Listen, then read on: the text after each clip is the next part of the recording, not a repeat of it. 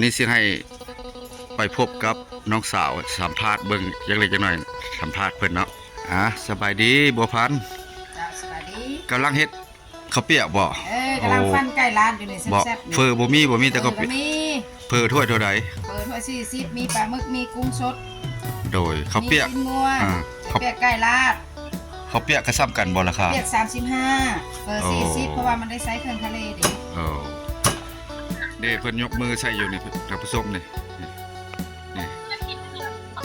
มันอยากเลื่อมแดดจักหน่อยเนาะตอนนี้อยู่ลาวเฮากับประมาณอยู่7 โมงปลายกับสบายดีหมดทุกคนพี่น้องเนาะอันนี้ก็มี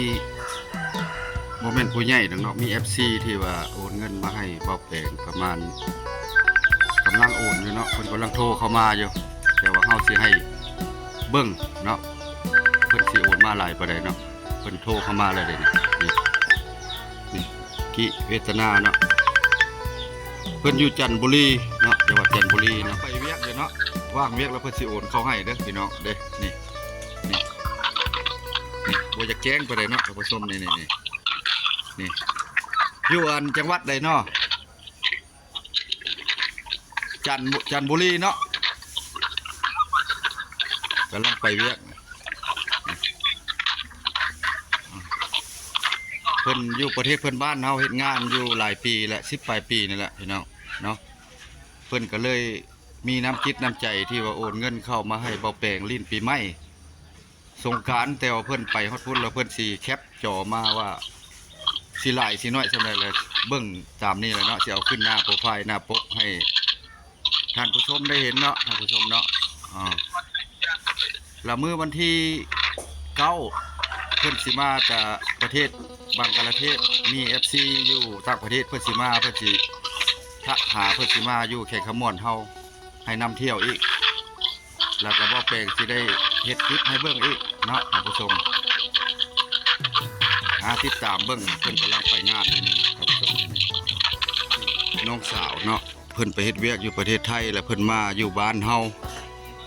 อยู่บ้านโพนสะอาดเมืองท่าแขกแขกขมวนเพิ่นเปิดร้านเฝอมื้อนี้ก็เป็นมื้อแรกแฮกหมานท่านผู้ชมเนาะเฝอถ้วยนึงประมาณ 40,000 กีบเฮาคิดไล่เป็นเงินไทยประมาณอยู่20 บาทท่านผู้ชมเนาะทักทายเข้ามาได้แต่ว่ามาสนับสนุนซอยได้เนาะนี่ก็คือร้านกำลังจัดระเบียงอาหารอยู่เนาะในโต๊ะนี่เด้น้องสาวเพิ่นกำลังอันนั้นทางเข้าทิศซ้ายสวยกับทิศตะวันออกพี่น้องเนาะเข้ามาบ่ไกลจากคิวรถสายใต้นครหลวงวิจันทร์หรือว่าอัฐปือสารวันเข้ามาประมาณ100 ปลายกว่าเมตรนี่เข้ามานี่แหละเห็นเนาะท่านผู้ชมเนาะว่าแปลงสิเอาเลขโทรขึ้นให้เนาะถือว่าเข้าไปถ้าว่าอยากซิมเผลอที่แซ่บๆเนาะก็สิมีร้านหลาย2 ร้านนี้ร้านนั้นนี่ก็ร้านหลาดสาวเนาะเพิ่นขายน้ำปั้นหรือว่าน้ำอ้อยนี่เด้เพิ่นย่างอยู่นี่ตอนนี้สิให้ไปพบกับน้องสาวสัมภาษณ์เบิ่งจักเล็กจักน้อยสัมภาษณ์เพิ่นเนาะสบายดีบัวพันธุ์จ้าสวัสดีกำลังเฮ็ดข้าวเปียกบ่กำลังฟันไก่ร้านอยู่ในแซ่บๆเฟอบ่มีแต่ข้าวเปียกเฟอถ้วยเท่าใดเปิดถ้วย40มีปลาหมึกมีกุ้งสดโดยข้าวเปียกมีชิ้นงัวเปียกไก่ลาดข้าวเปียกก็ซ้ำกันบ่ราคาเปียก35เปิด40เพราะว่ามันได้ไซส์เครื่องทะเลดิ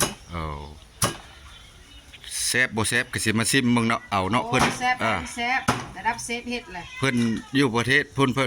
ได้เพิ่นบ้านเพิ่นก็เฮ็ดเป็นร้านอาหารคือกันแต่ว่ามาเฮ็ดอยู่ลาวเฮาเนี่ยมาซิมมึงได้ทำผสมเนาะมาแม่ค้าใจดีเครื่องทะเลปลาหมูเนาะมาซิมมึงได้ทำผสมอย่าลืมอย่าพลาดอันนี้ก็คือแจ้งทาง FC เฮาผู้ติดตามเก่าติดตามใหม่เนาะที่ว่ามาซิมเบิ่งเนาะสงกรานต์ปีใหม่ลาวเฮาปีนี้ก็สมควรเนาะขายน้ำปั้นน้ำอ้อยเครื่องดื่มมาแล้วเนาะทางเข้ามานี่ก็จะกินน้ำดื่มน้ำปั้นก็ได้ห่มนั่งอยู่ก็มีเย็นสบายเนาะเข้ามาลิ้นเบิ่งทางข้างในเบิ่งสิเป็นใดๆเนาะ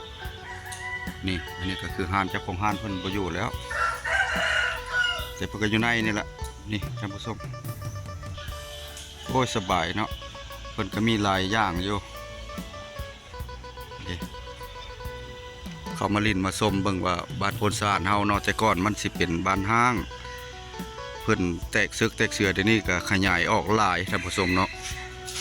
มันเป็นเดินของเลื่อยเก่าสนามไม้เก่าเดี๋ยวนี้มันปัจจุบันนี้ก็เฮือนคนหลายแล้วเฮาเข้ามาลิ้นลองเบิ่งว่าสิเป็นจังไดเนาะมันสิแบบใดเปลี่ยนบรรยากาศใหม่เบิ่งเข้ามาซอยในเบิ่งว่าเป็นจังไดความพัฒนาการเติบโตของมันเจริญเกิบหน้าขึ้นเนาะนี่ล่ะก็เข้าไปหันกันแม่นห้านขายผืนน้องบัวพันธุ์เฮาเพิ่นก็มาขายเผอท่านผู้ชมสำหรับคลิปนี้ก็บ่มีหยังหลายเนาะมารีวิวห้านโพนสะอาดเมืองตะแคะแขกขมวนเฮาให้พี่ให้น้องเบิ่งเนาะชิมบรรยากาศสดๆใหม่ๆลองเบิ่งเด้อท่านผู้ชมเนาะคลิปนี้ก็วิดีโอนี้ก็ขอหยุดพักไว้เพียงส่ำนี้มีหยังก็เข้ามาลินมาชมคลิปนี้ก็ขอลาไปก่อนเด้อท่านผู้ชมหมดสุขุสุคนไปก่อน